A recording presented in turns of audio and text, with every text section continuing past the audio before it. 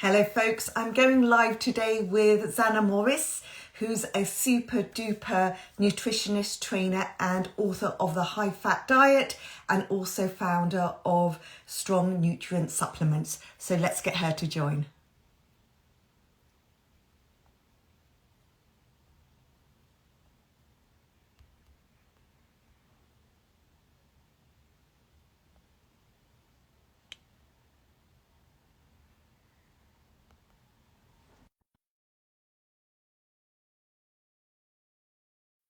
I've just sent her an invitation. She should be coming online shortly. Hello everyone, thank you for joining. Here she is. Hello, good morning, good morning. Or good afternoon. Morning. Now that was quite seamless, wasn't it? It was very seamless, super easy. Well, thank you for joining, Zana. I've just given you a little introduction. I've told everybody you're a super duper nutritionist, trainer, author of The High Fat Diet and founder of Strong Nutrients. So I hope I've given you enough of an accolade. It sounds like you have. It sounds like you did a perfect job. Better than myself. Thank you, Anita. Right, so let's get stuck in, please, because we've got loads to cover. And I hope that the next 30 minutes will demonstrate to the women who have joined how small nutritional changes and exercise can make a big difference and impact on everyone's energy levels, health, sleep and overall well-being. So Zana, if I may kick off, I've been working with you now for over 12 weeks and it initially started with a fact find whereby you asked me a variety of questions about my lifestyle. So what were the key points you were trying to glean from me? And when you decide to work with women, what do you need to find out? Well, most, as you might imagine, come to me, to be honest, most women tend to come to me about shape. But that actually, to me, is just the tail end of the issue. So it's almost what arises when the other things are out of kilter, out of whack, if you like. So I'm really looking to see what's happening behind it to cause it, because it's very rare, I find, that women of a certain age, and by that I mean anything from mid-30s to kind of 60s and beyond, it's very rare that it's just simply a case of I'm eating too much. Honestly, when it is that, people know how to fix that themselves. They don't come to me. It's usually because the body's slightly out of balance. So I'm looking to find out the questions I'm gleaning from you. Ultimately, my favorite to really get to the center of it is I'm trying to figure out what are energy levels like during the day or in the morning and rising. How is sleep? How are the sleep patterns? What are the stress levels like? Because I find women are extraordinarily good at just getting on with it. But there can be a whole load going on underneath, which you just have to contain as such. But that's having an impact on our physiology. That will be having a knock on. So I'm trying to get a sense of what's happening in that regard. And then the obvious, how much exercise is happening. And in some cases, I'm looking to see is too much happening, not too little, because that can actually exasperate some challenges and health challenges. And to get a sense of what the eating patterns and lifestyle might be like, because there can be small little things that we're doing repetitively that add up.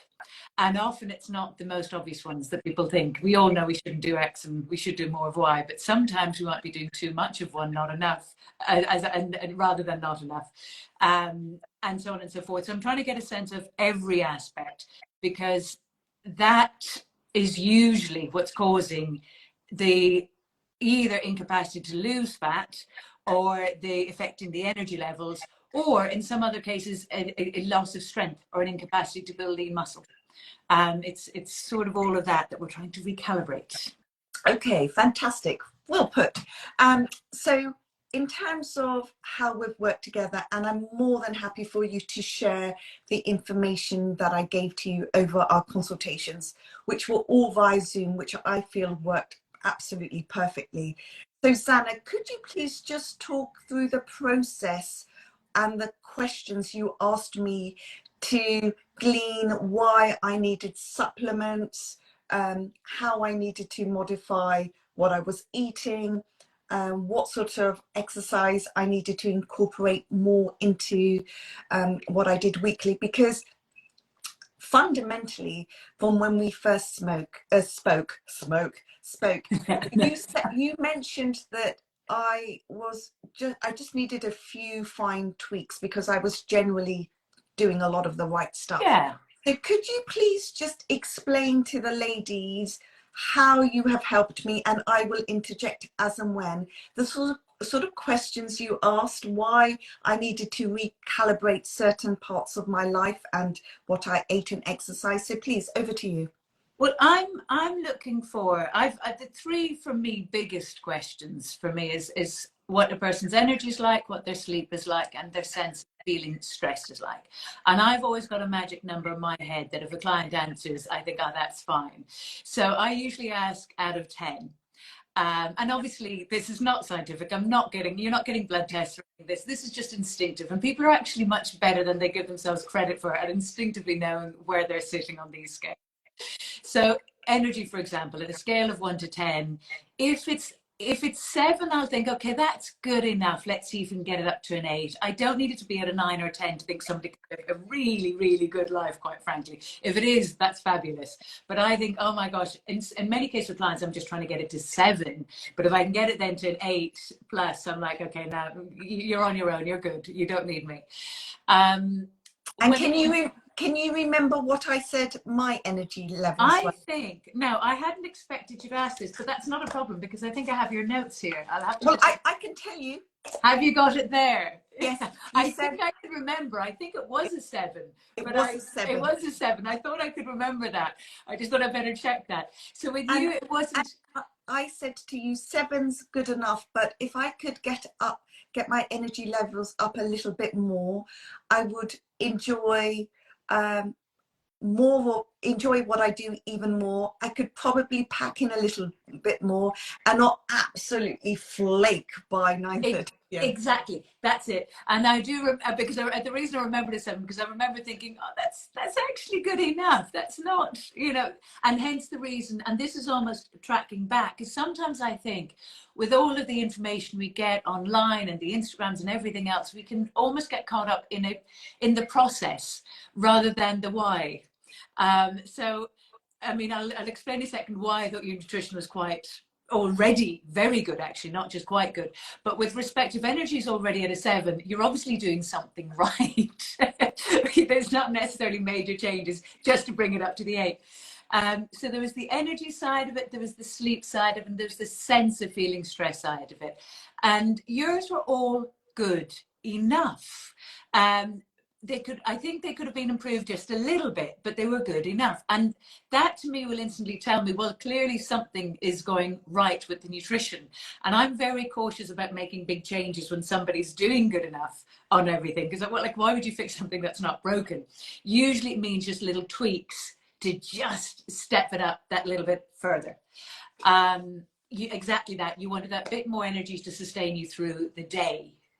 And if I'm remembering, if you got the figures here, then actually I'd love if you shared them.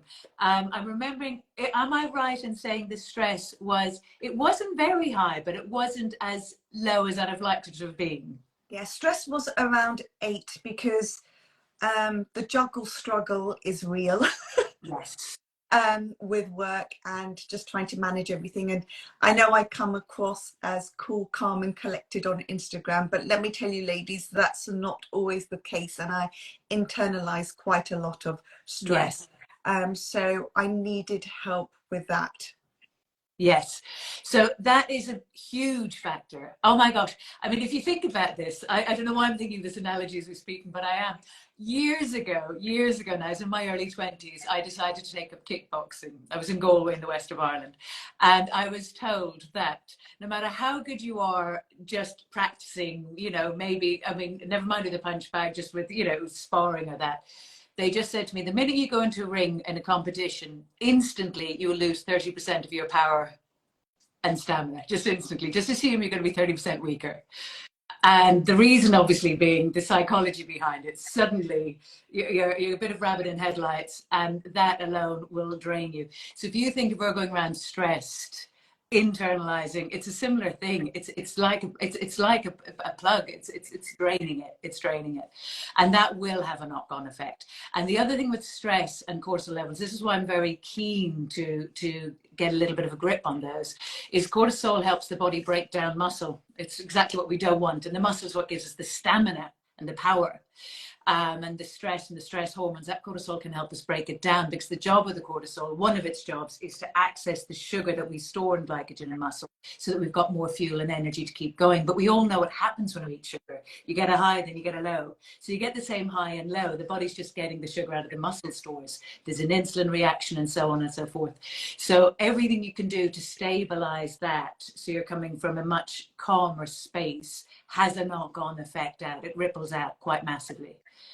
So yes, I've been very keen on that one to look in. I zoom on that one. And then the sleep, obviously, oh gosh, nobody needs me to explain why we need the sleep to be good. Yeah, and you know, with sleep, I read somewhere that we set our alarm in the mornings to wake up, but we should set our alarm in the evenings to say it's time to go to bed. So very likely. Yeah. I set my alarm for around 10:30 p.m., 10:30 in the evenings. And when I hear that alarm, it's like, right, okay, down sticks, put that phone away. That's it. Just read or do something that will help you relax and go to bed. So all of these small things, yes, we take for granted and we forget and we know all about it, but they make such a big impact, don't they? Oh, they make a huge one. Huge, huge, huge. They really do. They really do. And where I really come in is a lot of exactly what you're saying there, down sticks at the right time and so on and so forth. They're the hacks that a lot of people are aware of and don't do. And I love sort of zoning in on the ones that they mightn't have considered. And in all those three areas, from the energy and stamina, from the stress levels, bringing cortisol levels down. Cortisol is one of those great hormones that's supposed to wake us up in the morning, so we need it. It's our coffee shot. It's just useless when it happens in the evening. And it's exactly that, the downing sticks. If you're on an email, your body will go into alert if something crops up, and your physiology is no different than if a tiger's knocked on your door, so to speak. It reacts. Its job is to get you up and alert and running and ready to fight. So, oh my gosh, is it important? Yes, yes, yes, yes, yes. Excellent. So can we now just talk about some of the practical bits of advice you gave me around nutrition, feeling anxious, better sleep, better exercise? Because what I would love the ladies to have are some real nuggets of information, some really good takeaways they could use over the next 2 weeks. Because let me tell you, it's going to be blimmin' stressful for a lot of women. You know why? We've got there's a lot of food, a lot of booze, annoying families and friends to deal with, pesky kids, you know what I mean. So yes, can you share with these ladies some of the advice you gave me, etc., around the top all of that stuff? Yes, to get through this. Yes, yes. Okay, so I'm thinking, which way should we best break this down? Let's look at maybe we talk about nutrition first, a few little things that people can do. Exactly, yes. So if we look at it, the thing we're looking at with nutrition now, what I'm about to say is going to be so obvious, but it's the tag on that's important. Obviously, when we're eating sugars or drinking the sugar, I'm emphasizing sugary alcoholic drinks. Obviously, that's not to ignore the effect of alcohol itself. It has just this knock-on effect on our whole hormonal system. It has a knock-on effect on insulin, which affects a hormone called ghrelin. It makes us crave, it makes us feel hungry. It could have a knock-on effect then on those sugar levels dipping and rising, which then leads to all of that sense of being hangry and so on and so forth. So we all kind of get that. That's not news. The big thing I think if you can do is stabilize insulin and fuel yourself with food sources that's going to sustain you. So these are let's break it down to 3 top tips. Let's break this down to 3 really simple ones.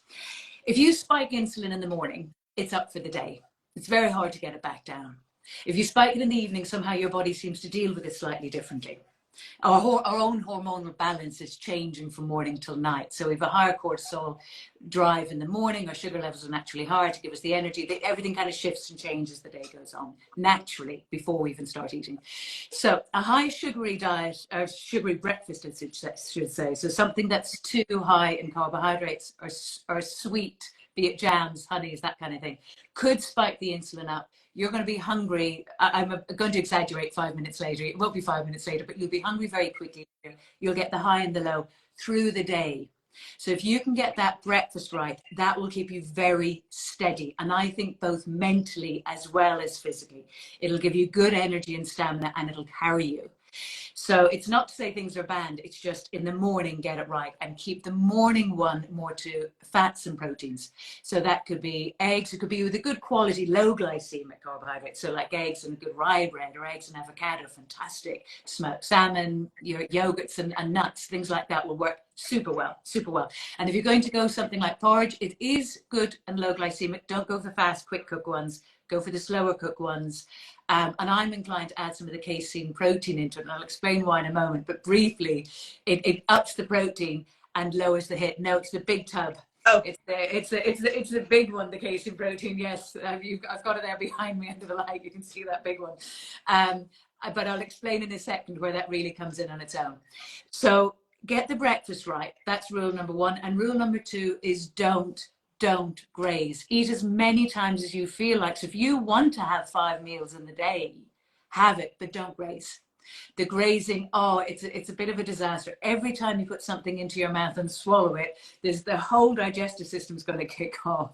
So your poor body never gets a chance to divert its energy from that into everything else you need.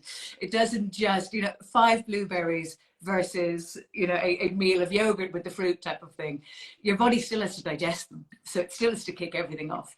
So avoid the grazing at all costs. Get the gaps, even if it's only a 2-hour gap between each meal. If you can get longer, please do. But even if it's just a clean run of 2 or 3 hours, at least it's a gap. It gives the body a chance to breathe. So get the breakfast right, no grazing. And then sugar on an empty stomach it breaks down and hits the bloodstream very quickly. So if you have a snack, say at 4 o'clock of, a few chocolates or a mince pie or something, you're going to get a high and a low quite quickly. Or the mulled wine, you're going to get a higher and low quite quickly. If you have and can get some protein in there first, it'll slow down the hit. So in other words, and this is back to why I'm saying casein with the porridge, have a little bit of protein first if you can. So it's not saying anything's banned, but if there's a chance to go, right, I'm going to have a little protein meal, it doesn't have to be a big one, and then I'll have my mince pie. You won't have the same backlash, if you like, from your mince pie. So get the yes. And I'm so pleased that you mentioned that, because my 4 o'clock snack now is a lovely big tub of cottage cheese, which my family think is hilarious, and then I have the goodies afterwards. So yes. Good advice. Yes.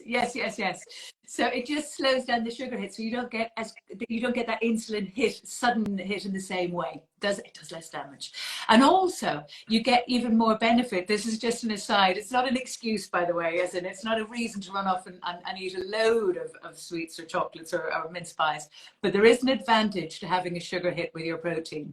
A little bit of an insulin rise helps your body utilize the protein better. So you get a double benefit. It works both ways. Excellent. So basically, every meal, please try and incorporate as much protein as you can. And, don't be a purist. Don't cut out too much sugar, too much carbs, but be mindful about when you have it, what you have it with. And you know what? The way I operate is 80-20 rule. I cut myself some slack 20% of the time.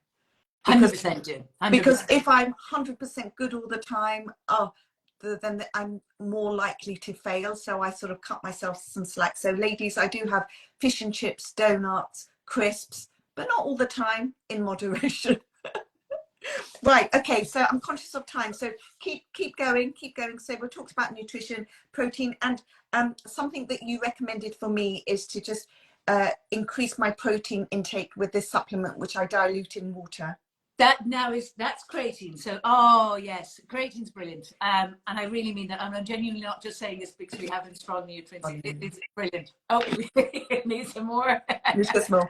So yes, a quick little chat on that, please, would be fantastic. Yes. So creatine is part of a protein.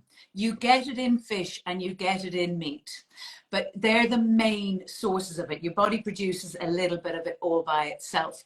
Now, Creatine, its primary role is to help the body create something called ATP.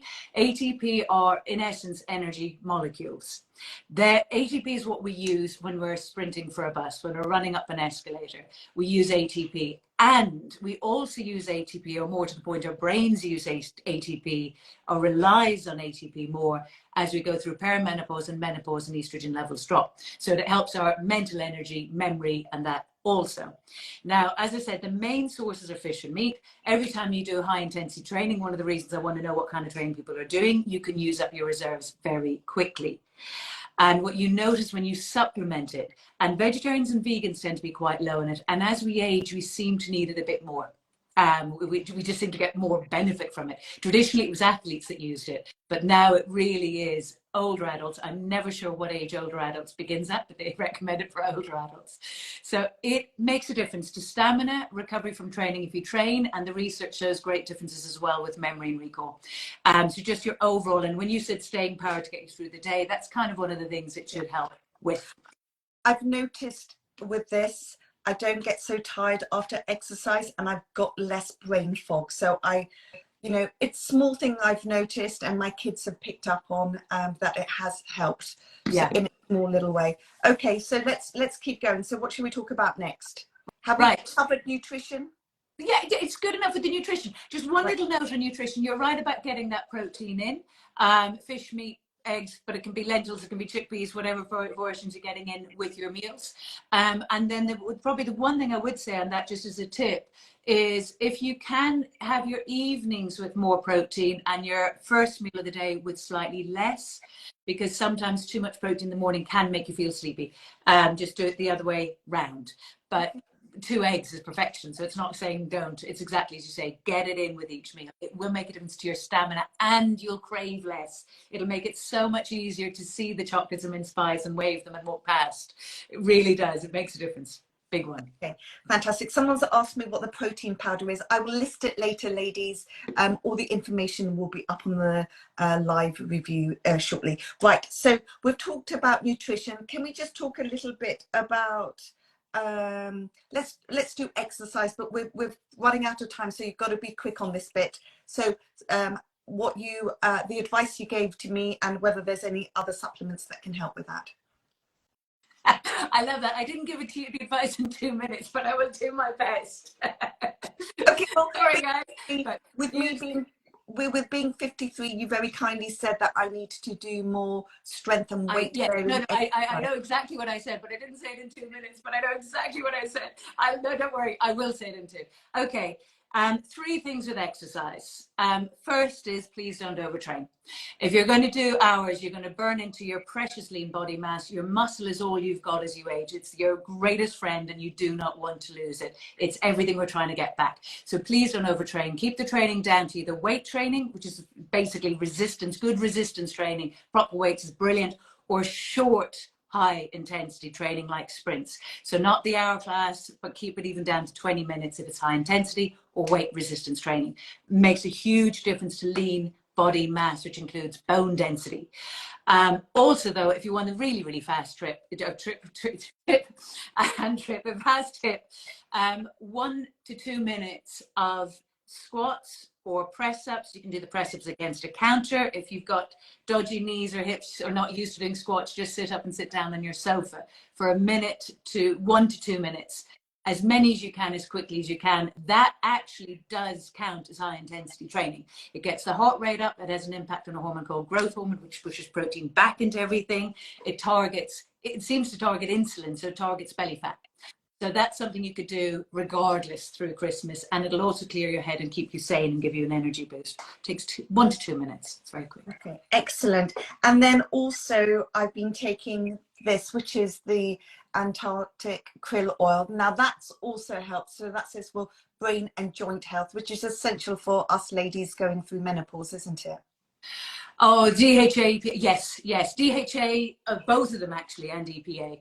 The lovely thing about the Antarctic krill, as in 2 things about it that I like, all good fish oils are good now, just to be clear. I'm not knocking a good fish oil of any description, and I mean that. I like the Antarctic krill because it has a thing called a natural antioxidant occurring within it, astaxanthin. some studies claim it's about 800 times more potent than vitamin C, but it's a potent antioxidant, which means it protects the cells from damage, from that degenerative damage, from free radical damage, as they call it.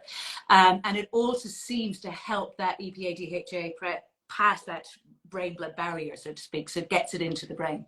The other huge advantage of astaxanthin, I think, is it protects the oil within the capsule itself. You never get a fishy aftertaste with Antarctic krill. It's brilliant for that. But those omega-3s, they're natural anti-inflammatories, brilliant for circulation, brilliant for the heart, brilliant for joints, eyes, all of those kind of areas. Yes, yes, yes, yes.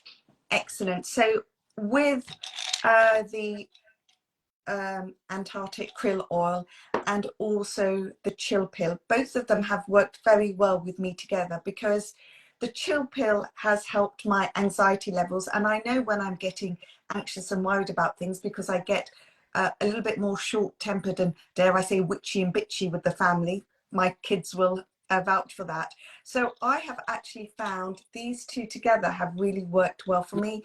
And I'm saying this to you, but my kids have noticed. So my son's just got back from uni and he said, "Mummy, there's something a bit different about you. You seem to be a little bit more chilled." Hell yeah, I must be. Brilliant. The chill pill I love, I do think, and that combination is particularly good. Chill pill supports your adrenals, and they're what protect your body from stress. And when they're working as they should, you are more yourself dealing with the stress. You're just, it's good for mood, it's good for energy, you sleep better, but overall it's just your adrenals are functioning as they're supposed to. We used to call it the happy vitamin in our line of nutritionists. And that combined with the Antarctic krill, those oils do seem to make a difference, particularly Antarctic krill, as opposed to just the fish oils, funnily enough, seems to make a big difference with mood as well. Okay, that's amazing. The other thing I just wanted to mention, Zana, when we had our consultation, I mentioned to you that I have a lot of hair loss, especially, and I notice it when I'm in the shower. Now, most people will think, well, she's got such a blimmin' load of hair, what difference does it make? But I'm not joking you, clumps of my hair were falling out, and I did actually start worrying about that. So the fact that I'm now taking these supplements and I have probably over 70% less hair loss, what would you put that down to? Would it be the chill pill, the Antarctic krill oil, magnesium rocks? What is it in the supplements that's helping with it? Please. Really good question. Possibly, I mean, most of them will have an impact. The chill pill helping get the cortisol levels down and getting the stress levels down will help, because sometimes hair loss is stress related. It can be, and particularly build up over time. So it will help if it's that caused by that. If it's caused by general perimenopause, menopause, again, magnesium will help. It also helps the body use calcium. So that can have a knock-on effect. We increase the protein in the diet, and that can have a knock-on effect. You're sort of nourishing your body in a different way. So the whole combination, and those oils will always be helpful. They'll just always be helpful. So you kind of hit it from a few angles. I think top of the list will be the chill pill and the magnesium. I think those two will be the main two in your case. Okay. But there's a few reasons for it, and stress has a much bigger impact on our bodies than we like to admit. Yeah. Brilliant when you can get it down. Okay, sorry about that, the doorbell's just gone. Okay, so the other thing, so we've talked about exercise, nutrition, sleep. Yes. If we can try and get 8 hours sleep every day, wouldn't that be just amazing? Tell me, what can we do with supplements, nutrition, what you advise, and what can we do to help these lovely ladies sleep better? Right. This is my list. I'm going to give you what I do for speed. You've got 2 minutes. Yep, don't worry, I can get it in 2. Top one, chill pill and magnesium. Those two. Magnesium helps the body regulate melatonin, the hormone that puts you to sleep. It helps bring down cortisol. The chill pill helps the adrenals. If they're on an overdrive, the cortisol will be in overdrive. That'll give you what I consider airplane sleep. Those two tend to wrap it for almost every client I've ever met. And then the other thing I would just keep an eye on, the obvious, is the caffeinated drinks at the second half of the day. What people sometimes miss is green tea or green tea extract and supplements. Watch for that, particularly if you're having them in the evening. Dark chocolate. has caffeine, and a lot of people miss that, particularly with dark. They think it's good for them. They've 1 or 2 squares in the evening. That would be enough to stimulate things to kind of keep your brain buzzing a little bit. So if you can get that balance back, get those caffeinated foods that you may not realize are out, get the magnesium and the chill pill in, and then after that, kind of the obvious, as we know, drinking too much alcohol before bed, we know that, too much sugar before bed, we all know those ones. But if we can get those 2 points, I think are the biggest. The dark chocolate for me is the hidden one that most people don't realize. And then you've hit the nail on the head when we began, which is, I like the idea, set the alarm and turn everything off. Most people work from home now. It's a disaster. Don't. That's me. Yes, turn it off. Okay, very good. So I'm just trying to think what else I mentioned to you when we had our consultation. No, well, do you know what? I think it was very thorough. We did it in stages. Otherwise, I think if you had told me to change quite a lot overnight, it would have been too overwhelming. And to be honest, I wouldn't have done any of it. So if we could just summarize, please, Zana. And I just want you to give these as bullet points, please, for these lovely ladies. What are the small tweaks we can make to our nutrition over the next 2 weeks and into the new year? Please, just well, as I said earlier, get the breakfast right. Don't snack, don't graze. It's exactly what I said earlier. Get the breakfast right. Don't snack, don't graze. Increase the protein, particularly in the evening. Make sure you're getting enough, and have protein before you have sugar. So any sweet things. They're the main things. They're really are things. It's very, very simple. The protein will keep you fuller for longer, and it'll stop the insulin spike you get from the sugars.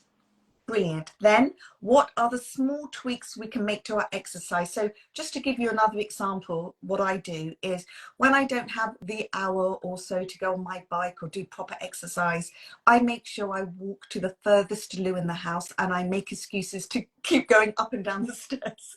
So give me, in a nutshell, a few bullet points on exercise for ladies in midlife and beyond. Again, as I said there, I gave you the 1 to 2 minutes. That's it. Do your 1 to 2 minute squats. If your knees or hips are at you and that's difficult, do it up and down on a sofa. Some people do it when they go to the loo before or after. They just do it up and down on the loo. Same with. Well, that's really interesting you say that, because you don't need any sort of fancy schmancy kit. Not for the initial kickoff. I mean, if you can take exercise and training seriously, oh my gosh, you can make a difference to every part of your body. Like, you really can. And as we age, it does become important. And that's where the weight training and that can really come in. It's very, very functional.